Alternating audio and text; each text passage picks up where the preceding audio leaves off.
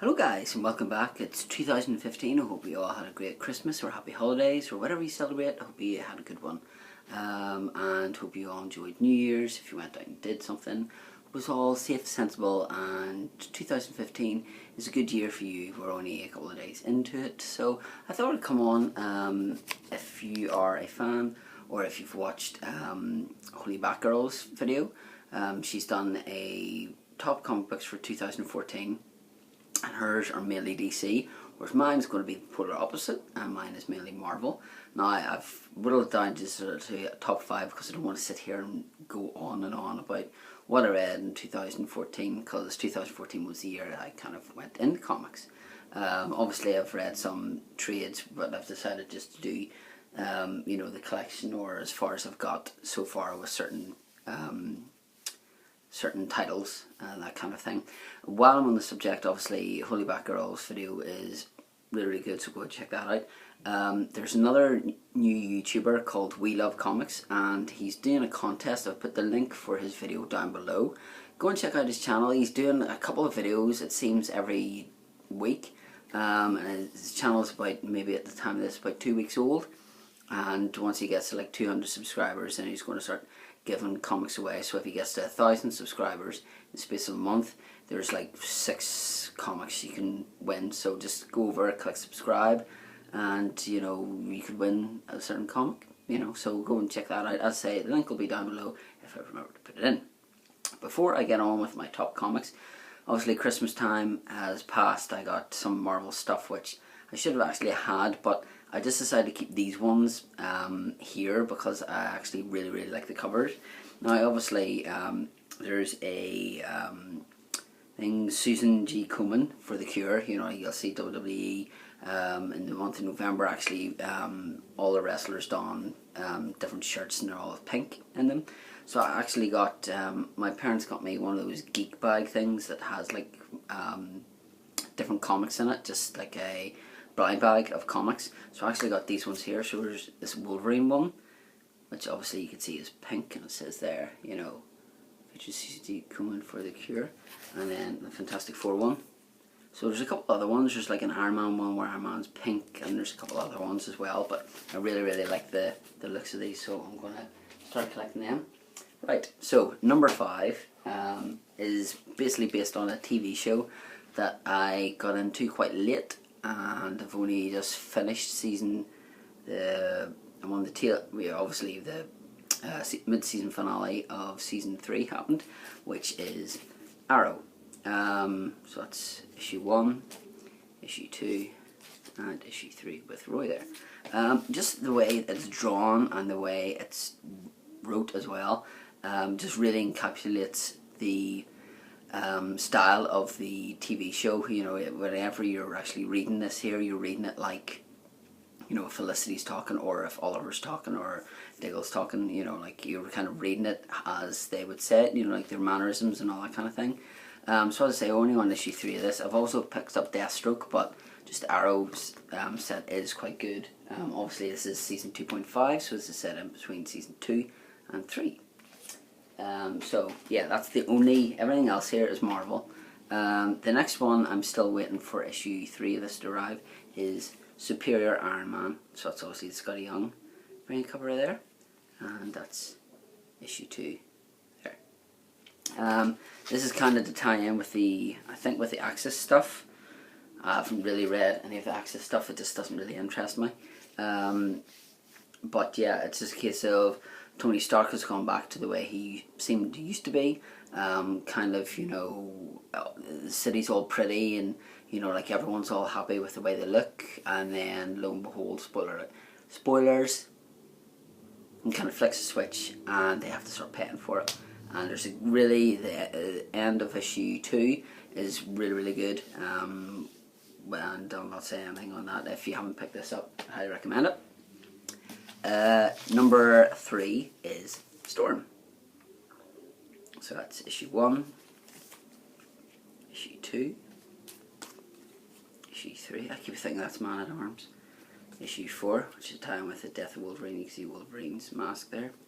Issue 5, and issue 6. Issue 6 I've just read the other week, and it's really, really good. It's set in like a plane, and there's turbulence, and somebody thinks that she's doing it, and it's not me. Trust me, if it was me, you'd know about it. But yeah, obviously, I'm quite high on the Cyclops story as well, which is an honourable mention. It's just nice to see these X-Men characters getting their own series and that kind of thing. Storm is just a terrific character, really strong character as well. Like obviously you have the likes of, say, Ms. Marvel, like obviously Marvel done the female Thor as well, but I would say that Storm, out of those ones that I've read, Ms. Marvel is good in the comedic way, but Storm is just like one that I really enjoy reading and really look forward to each and every month.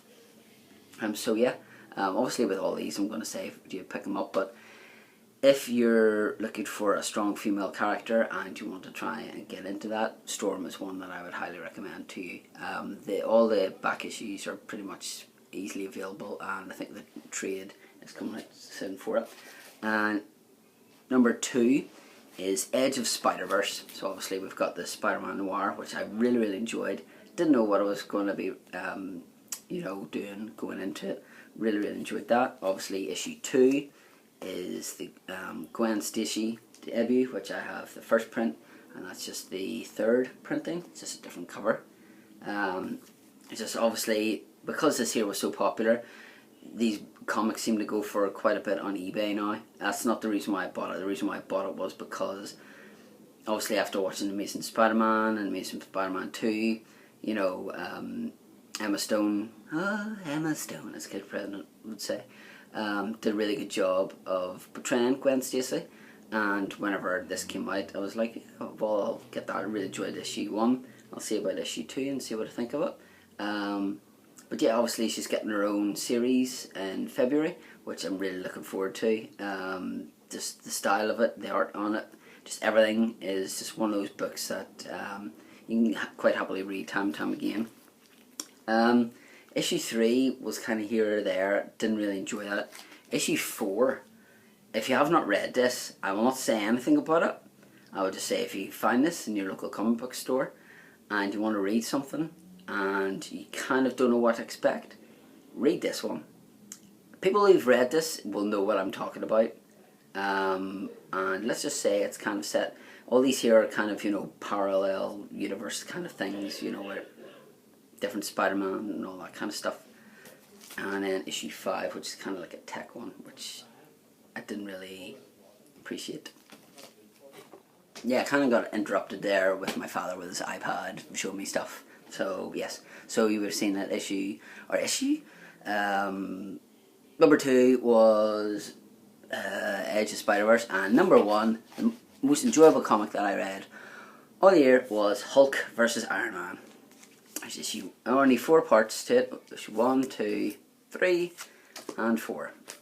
I did enjoy the first couple issues of the Hulk ongoing series, and it's just taken a bit of a weird steer on it. Obviously this one here, this is to do with the original Sin tie-in, where obviously the Watcher has passed away and things have come to light. So apparently Tony Stark was behind the Gamma Bomb that made Banner into the Hulk.